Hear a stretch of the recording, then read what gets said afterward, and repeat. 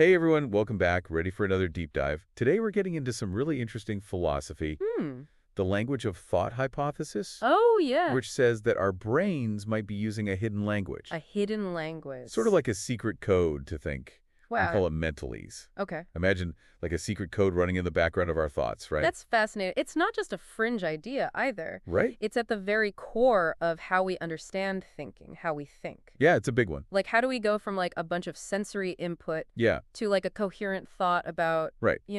a cat sitting on a mat? Right. There's so much there that we Yeah. just take completely for granted. Totally. So to help us break down this whole idea of Mentalese, Uh-huh.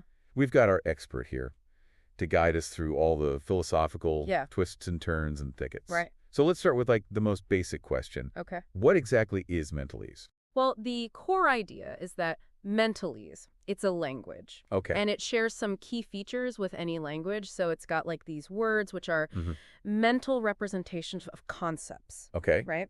And then it's got these sentences. And the sentences are formed by combining these concepts in very specific ways. Okay. Just like English, the meaning of the whole Mentalese sentence depends on the parts and how they're put together. So just to be clear, Yeah. when I think that cat is fluffy, my brain isn't just having some like vague fluffy cat Right. feeling, right? Right. It's actually forming this Mentalese sentence Exactly. with its own distinct like cat concept and fluffy concept, and then there's some relationship between the two. Precisely. Okay. And this gets really interesting when we start thinking about complex thoughts, like deductive reasoning. Okay. So you know that all cats are mammals. Right. Right. And Fluffy is a cat. Okay. How do you get to Fluffy as a mammal? Right? Yeah. Right. Proponents of the language of thought hypothesis, they say that your brain isn't just magically making that connection. It's actually manipulating these Mentalese sentences. Interesting. Almost like a mini logic proof. So it's not just that we have these mental It's the structure. representations, right? It's that they have this structure that allows for these operations. Yeah. This is starting to sound very... It's starting to sound very computer-like. Yeah, computer-like, yeah. Yeah. But before we jump too far ahead, Okay. I know this idea has got a pretty long history, right? Absolutely. Like, didn't some philosophers way back when... Centuries ago. Think about something Think about this. very similar. Yeah, like Augustine and Aquinas. Yeah, absolutely. They were pondering the nature of mental language way back then. Oh, wow. But the modern resurgence is really due to Jerry Fodor. Oh, right, Fodor. And his 1975 book, The Language of Thought. Classic, right? The classic, yeah. In Philosophy of Mind. A true giant in the field. He really is, yeah. So what were like his main arguments for this Mentalese idea? One of the key arguments that Fodor made was that cognitive science was already relying heavily on mental representations to explain things like perception and memory, right? Right. His argument was, look, if these representations are doing so much work already, why not just go all the way and think of them as forming a structured language? So it's almost like he's saying, look, there's a pattern here. There's a pattern. Let's follow this pattern. Exactly, yeah. To its logical conclusion. To its logical conclusion. Okay, I like that. Yeah. But I'm still curious, though, about what these mental representations actually are. Yeah. Like, are we talking about pictures in our heads or something else entirely? That's where the representational theory of thought comes in, or RTT. Short. That's the foundation of the language of thought hypothesis. Gotcha. So what RTT says is that our thoughts, beliefs, desires, intentions, they're not just these free-floating feelings. They're about something. They have content, right? Okay, yeah, my belief that this deep dive is awesome is about something specific. Yeah, it has this deep dive as its content. It's about this deep dive. Exactly, yeah. Okay, so I get that. But how does that connect to these mental representations and mentalese? Okay, so think of it this way. Okay. Each thought is like an arrow pointing to a mental representation in your mind. And that representation captures the meaning of the thought. Okay, so when I think cats are awesome... There's a little mental arrow. Mental arrow. Labeled belief. All right, okay. Pointing to a representation of cat awesomeness. Got it. Right. And is that the representation? That's what we're calling the Mentalese word or sentence. Precisely. Those mental representations are the building blocks of Mentalese. Got it. And then the way they combine is what gives rise to complex meanings, just like words in a sentence. Okay, that makes sense. Right. This is kind of blowing my mind. It is mind-blowing. A little bit. Yeah. But how do we know if these representations have any structure at all, right? That's right. Why couldn't they just be this Jumbled mess of concepts. Jumbled mess. Right. Yeah, that's where the idea of compositional semantics comes in. Compositional semantics. Yeah, it's crucial to the language of thought hypothesis. It basically means that just like any language, the meaning of a complex thought in Mentalese depends on the meaning of its parts. And how they're arranged, right? Right. It's like building with Legos. Building with Legos of meaning. Legos of meaning. I like that. I love that. Yeah, so if I'm thinking about a fluffy cat sitting on a red mat, my brain is combining those individual concepts. Yeah. Right. Fluffy cat sitting red mat. In this very specific way to create this whole picture. That's exactly it. And this compositional aspect, it explains how our finite brains can have such a capacity for thought, right? Because just like a finite alphabet can create an infinite number of words, a limited set of mental words and rules can be combined in endless ways. Yeah, it's like our brains are running these incredible combinatorial algorithms. Yeah, but I'm still stuck on this language part, right? Yeah. Does Mentalese have its own logic? Right. Like with ands and ors and nots? Yeah, that's a key question. That gets to the heart of how Mentalese is supposed to support reasoning. Yeah. So many proponents of this idea, they see Mentalese as having a structure. Right. Similar to formal logic systems. Like predicate calculus. Predicate calculus? Yeah. Okay, now that sounds intimidating. It does sound intimidating. Can you unpack that for us? Yeah, I can try. Non-logicians out there? So in simple terms, it means that Mentalese likely contains these logical connectives, your, ands, ors, nots. Right. And these allow for complex thoughts to be built from simpler ones. In this very precise way. So if my brain has the Mentalese cat mammal, and the connective is, it can then create the Mentalese thought, cats are mammals. Exactly. Right. And this logical structure is what allows for that's what allows for the reason step by step that we do all the time, right? Exactly. Right. So it's like our brains are running these. If your brain can represent if P, then Q and P, it can then arrive through a kind of mental logic at Q. It really is like our brains are running little logic proofs all the time. Little logic proofs. I love it. This is making me see my own thinking in such a new light. That's what philosophy is all about. Right. But hold on. Yeah. Does this mean that That's a good question. our thoughts have this strict logical structure? Sure, logical structure. That's where things get more complex. Right. What about things like mental images? Or emotions? Yeah. Do those get translated into Mentalese logic too? There's definitely debate on that, right? While many, like Fodor, really focus on the logical structure, others argue that there might be different kind of mental representations. Right, so maybe different mental activities. Right, so different systems happening. Right, so some philosophers think we might use images or maps for certain kinds of thinking. Right. How emotions fit into all of this is a big open question.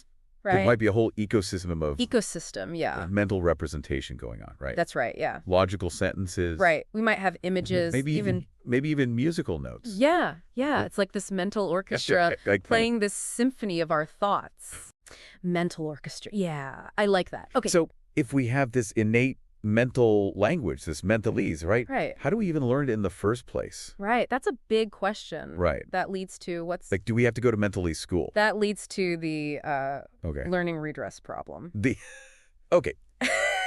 Yeah. So if learning a language requires already... Right. If I need to have... Having a language to learn a language. How do we learn our first language? Right. Exactly. Yeah. Which would be Mentalese. So most theorists say it's not... Learn the way we learn English or French. They argue it's innate. So we're just born. It's built into our birth. Born with this whole mental language pre-installed. It is a bold claim, I'll admit. That's a wild idea. Yeah. But think about it this way. If our brains are structured to process information in a certain way, it would make sense that there would be some basic underlying language hardwired in. So it's like our brains come with this basic operating system, right? Yeah. It's like a... And Mentalese is the coding language. Basic operating system. That it runs on. Yeah, I like it. But if we don't consciously use Mentalese, how do we even understand it? That's a good point. Right. So understanding Mentalese isn't like understanding English or French. Yeah. Right. It's not something we consciously do. Right. It's more about how our thinking processes operate within the framework of this mental language without us needing to translate or interpret it. So it's like just works. We're all fluent speakers of Mentalese. Fluent speakers of a language we don't know. Without we don't even knowing it. The language we think in but never think about. Yeah. Wow. Mind-blowing. Mind-blowing. Okay, we're going to... Yeah, so the language of thought hypothesis proposes that this hidden language underlies so much of what our minds do, from basic perception to really complex reasoning. Right. So we'll dive into more of that complexity after a quick break. The tip of the iceberg. Okay. Stay with us. All right, we'll be back. Welcome back. Now, where were we? Yes, delving into why this idea of mentalese is so compelling to philosophers. Yeah, I'm really curious to know what makes the language of thought hypothesis, so convincing. Is it just that it's like an elegant idea, or are there concrete arguments to back it up? It's both. Okay. So the language of thought hypothesis, it offers this framework that helps explain some really puzzling features of human cognition. Okay, so give me those explanations. All right. What mysteries of the mind does Mentalese help us solve? Yeah.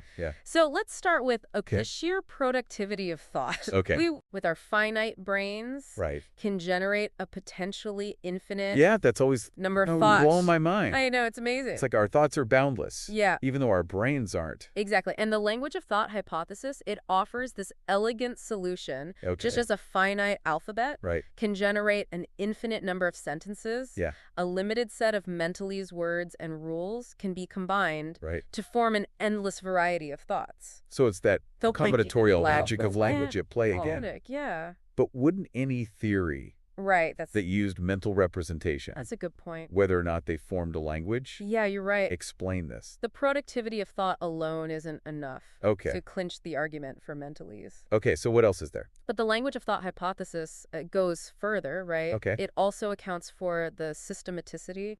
The systematicity of thought. Have you ever noticed? If you can think John loves Mary, you can also think Mary loves John. Yeah, now that you mention it. Right.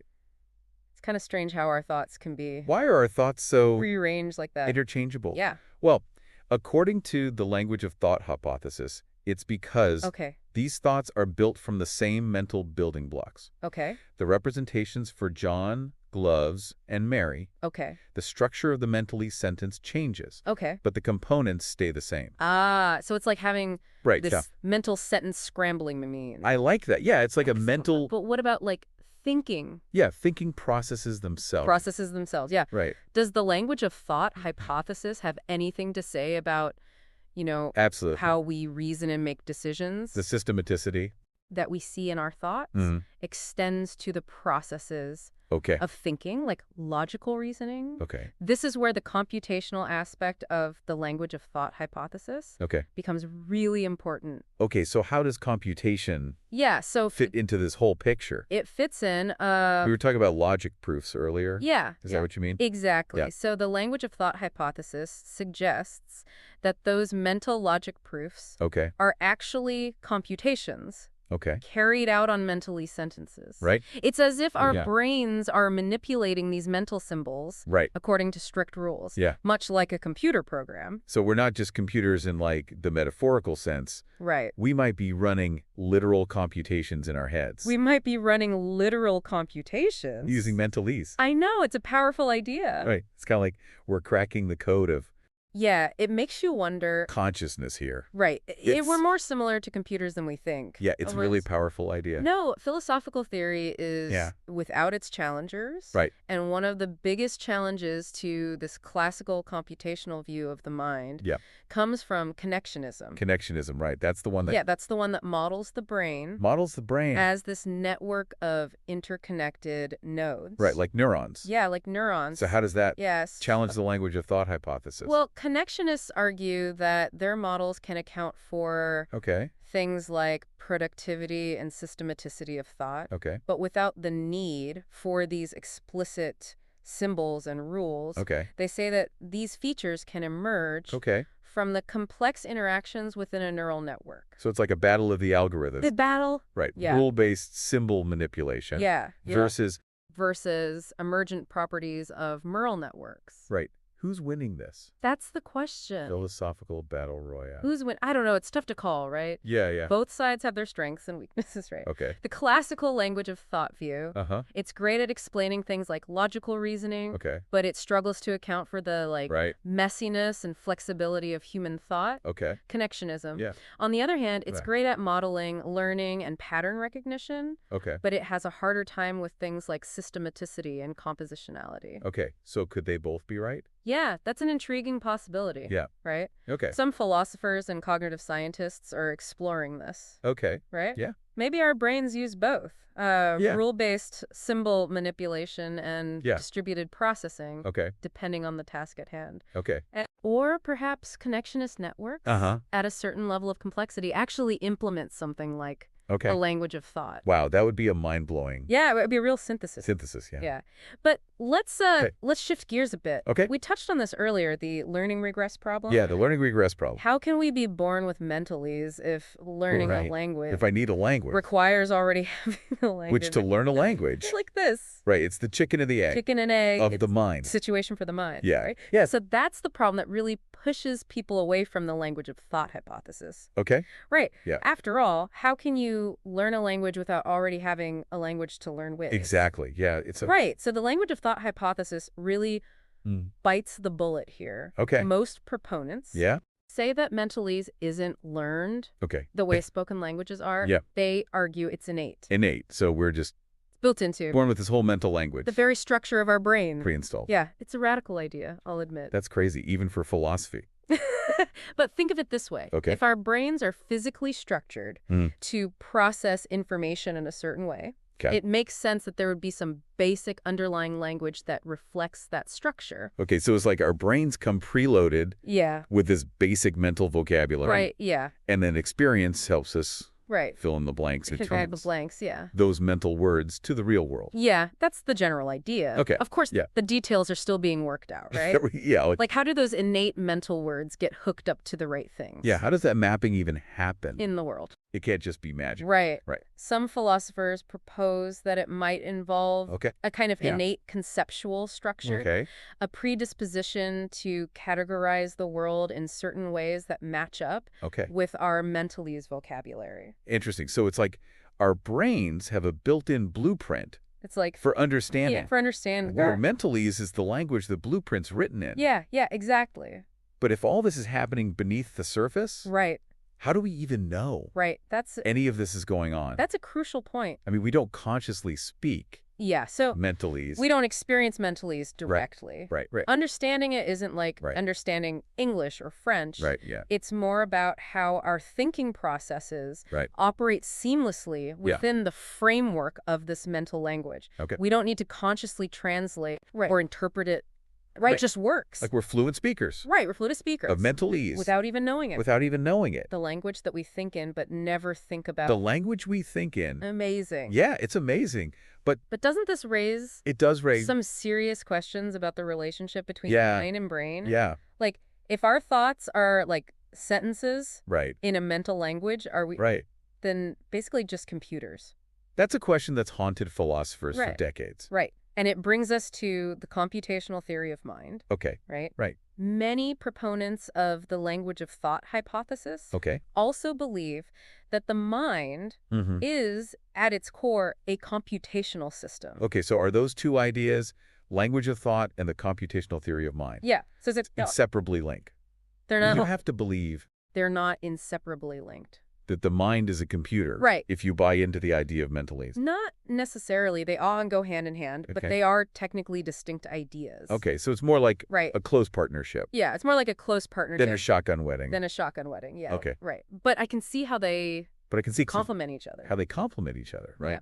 Yeah. If our thoughts are like sentences in this mental language, it's not such a big leap to think of our brains as processing those sentences like a computer processing code. Yeah, exactly. The computational view offers a way to think about how those mental symbols are manipulated to produce thought processes. Okay, so we've got this like elegant and powerful theory. Right. That explains a lot about how we think. But are there any like cracks in this? That's a great question. Mentalese edifice? Right. I imagine there must be some criticisms. There are. this whole idea? The language of thought hypothesis? Right. What do the naysayers have to say? Well, of course. Okay. It has its share of critics, Yeah, right? yeah. Some argue it's too simplistic, Okay. that it can't capture Yeah. the richness and complexity of Yeah. human experience. Others point to the difficulty of explaining Okay. how a purely syntactic system, Yeah. like Mentalese is portrayed, Yeah. can have genuine semantic content. Right. It's one thing to say Right, so it's one thing to say that our brains are manipulating symbols. that our brains are manipulating symbols. But how do those symbols actually get hooked up to? But how do they get hooked up? Meaning in the real world. To meaning. That connection can't just be arbitrary. Right, right. That's Right. often called the grounding problem. The grounding problem. For mental content. Okay. And it's a challenge that keeps philosophers of mind up at night. Yeah. Whether or not they endorse the language of thought hypothesis. So it's an equal opportunity headache. It is. But setting aside the grounding problem, Yeah. are there like other there are more specific objections to right. the So language of thought hypothesis? one common objection is that it's Okay. too cognitively centered. Okay. It focuses mainly on high-level thinking, Okay. and it doesn't say much about things like perception, emotion, or even action. So it's like Mentalese is. Yeah, it's It's like only in charge of the boardroom meeting. it's only in charge of the boardroom meeting. In our minds, but it's got no say Yeah. in what's happening on like the factory floor Yeah. of perception and action. I like that. Yeah, it's like Yeah. Mentalese is up in the ivory tower Okay. making decisions, Right. but has no control Right. over the workers. Okay. What other criticisms are there? Right. So critics argue that a complete theory of mind needs to account for these other Right. aspects of our mental lives. Right. And they question whether the language of thought hypothesis Yeah. can be extended to cover them. Okay. Right. Yeah, that makes sense. Right. If Mentalese. If it's going to be the language of thought, Yeah. it needs to be able to talk about everything. It needs to be able to talk about The mind this. does, not just Everything. abstract reasoning. Yeah. Okay, what else? Another line of attack comes from those who argue that it's Okay. ultimately unnecessary. Okay. Right. They suggest that we can explain Everything it explains Okay. without actually positing a mental language. Okay, so they're saying, look, we can achieve Right. the same results Yeah, they're saying, look, we can achieve without all this the mental same results without all of this Right. mental grammar fuss. Yeah. They point to things like Okay. dynamical systems theory Okay. and embodied cognition Okay. as alternative frameworks. Okay, so it's like the language of thought hypothesis Right. is facing some Yeah, it's faced. stiff competition in the marketplace of ideas. It is. Yeah. Right? But that's what makes philosophy of mind so fascinating. Yeah. It's a field full of lively debate Yeah. where these fundamental questions about the nature of our own minds Yeah. are constantly being challenged Right. and defined. I love it. I Right. love how we're, getting to explore these I know, it's great. deep philosophical waters. Right? But we've only skimmed the surface Yeah. of one final and quite intriguing One final and intriguing. for the language of thought hypothesis. Right. It's the argument from cognitive science. Yeah, cognitive science says that. We'll dive into that after a quick break. And we're back, ready to wrap up our exploration of Mentalese.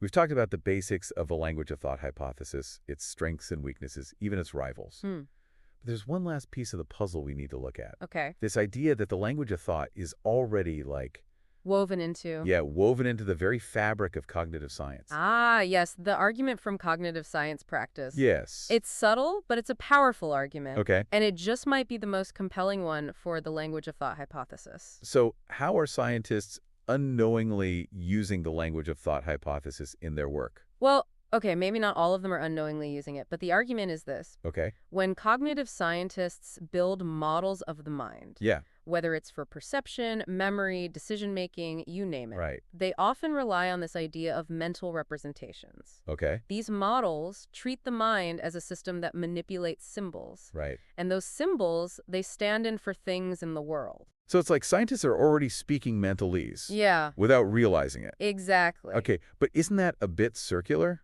That's a great question. Like saying we believe in Mentalese because our research, which already assumes Mentalese, reports it. Right. It's not just about assuming those representations exist. Okay. The point is this.